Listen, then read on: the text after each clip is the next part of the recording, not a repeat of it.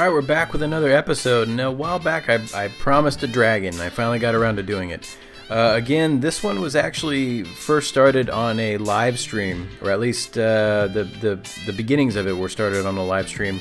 And the link is below if you want to catch me doing that from time to time. I stream random painting and designing and such, and you kind of never know what I'll be doing, but it's always something on the creative end of things, and if you think you might get a kick out of it, then definitely click the link below, click follow, and you'll be alerted next time I go live on that thing.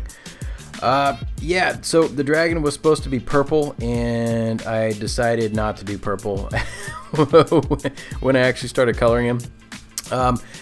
Doing another method where what happens is I do the entire image in grayscale and just try to figure out the shapes and the shadows and highlights and how to try to make this thing look three-dimensional. And I gotta preface this, I'm really bad at drawing dragons.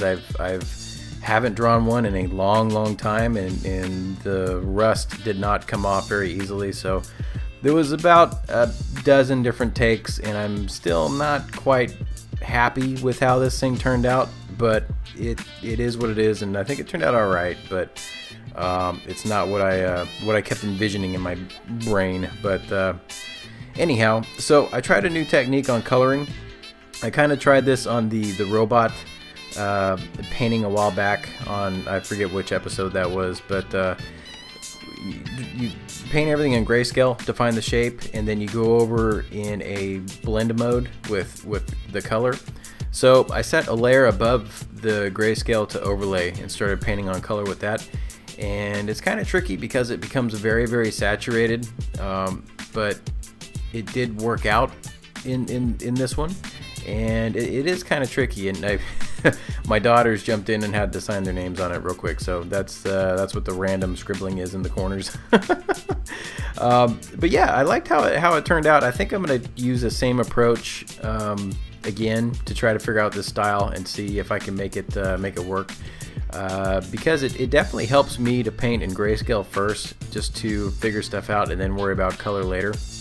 But the color rising part is definitely something on its own to learn as well. So that's kind of the plan for next time.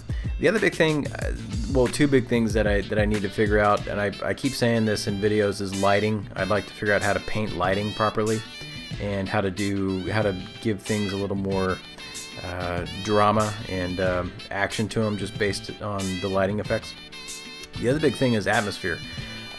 This one I've been trying to get into it a little bit more here and there, is just to provide a little more atmosphere and have things look like there's more depth to it rather than being totally more flat. So playing around with textures and depth of field and just trying to figure out how to do that is also something very tricky. So that's the other thing on my list to try to figure out, and just to try to remember how to draw.